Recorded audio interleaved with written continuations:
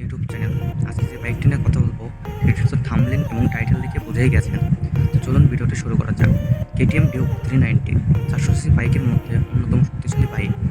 এই বাইকটির engine displacement 398 CC আর বাংলাদেশের সিসি লিমিট হলো 375 সিসি। তাই এই বাইকটি বাংলাদেশের বাজারে অফিসিয়ালি আসবে না।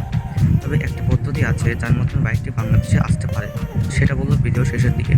তার আগে জেনে নেই বাইকটির ফুল স্পেসিফিকেশন।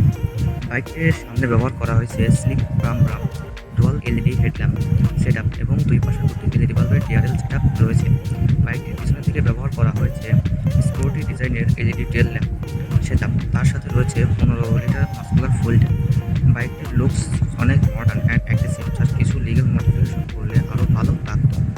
আমরা যদি বাইকের টায়ারের সামনের চাকার দিকে লক্ষ্য করি তাহলে বাইকটির সামনের চাকাতে ব্যবহার করা হয়েছে 15 ইঞ্চি অ্যালয়ের রিমের সাথে 120/80 সেকশনের মোটা টায়ার এবং বাইকটির পিছনের চাকাতে ব্যবহার করা হয়েছে 17 ইঞ্চি রিমের সাথে 150/60 সেকশনের মোটা টায়ার এবং বাইকটির সামনের সাসপেনশন হিসেবে ব্যবহার করা হয়েছে 7 অ্যাডজাস্টেবল ইউএসডি সাসপেনশন, যা বিশ্ববিখ্যাত ডাব্লিউপি অ্যাপেক্স ব্র্যান্ডের, এবং পিছনে ব্যবহার করা হয়েছে 5 অ্যাডজাস্টেবল ডাব্লিউপি অ্যাপেক্সের মনোশক সাসপেনশন এবং বাইকটির স্পিডোমিটার হিসেবে ব্যবহার করা হয়েছে full digital colourful LC panel, যেখানে থাকবে RPM meter, speedometer, odometer, trip meter, gear position indicator, service reminder, ABS indicator, turn by turn navigation, সকল বেসিক ইনফরমেশন।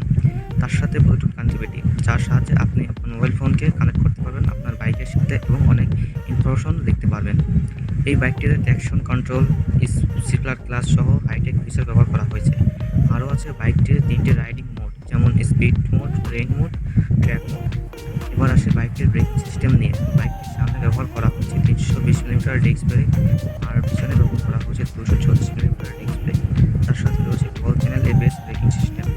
তবে এই বাইকে 4 পিস্টন ব্রেক ক্যালিপার ব্যবহার না করে বরং 12 পিস্টন ক্যালিপার ব্যবহার করা হয়েছে। বাইকটির সিট হাইট হবে 800 mm আর বাইকটির ওজন হবে 168 কেজি, যার ফলে বাইকটিকে কমফোর্টেবল চালাতে হলে আপনার হাইট হতে হবে 5 ফিট 6 ইঞ্চি। বাইকটির গ্রাউন্ড ক্লিয়ারেন্স হবে 183 মিটার এবং লেন্থ হবে 2045 মিটার। এবার চলে আসি বাইকটির মেন পার্ট বা ইঞ্জিন। কেটিএম ডিউক 390 এর ইঞ্জিন হিসেবে ব্যবহার করা হয়েছে 398 CC single cylinder 4 stroke 4 valve liquid কুল একটা ইঞ্জিন। এই ইঞ্জিন থেকে ম্যাক্সিমাম পাওয়ার উৎপন্ন হয় 39.37 বিএসপি এবং ম্যাক্সিমাম টর্ক উৎপন্ন করে 39.6 নিউটন মিটার অফ টর্ক, যার ফলে বাইকটিকে 0 থেকে 100 কিলোমিটার গতি করতে সময় লাগে 6 সেকেন্ড এবং 0 থেকে 150 কিলোমিটার গতি করতে সময় লাগে 15 সেকেন্ড।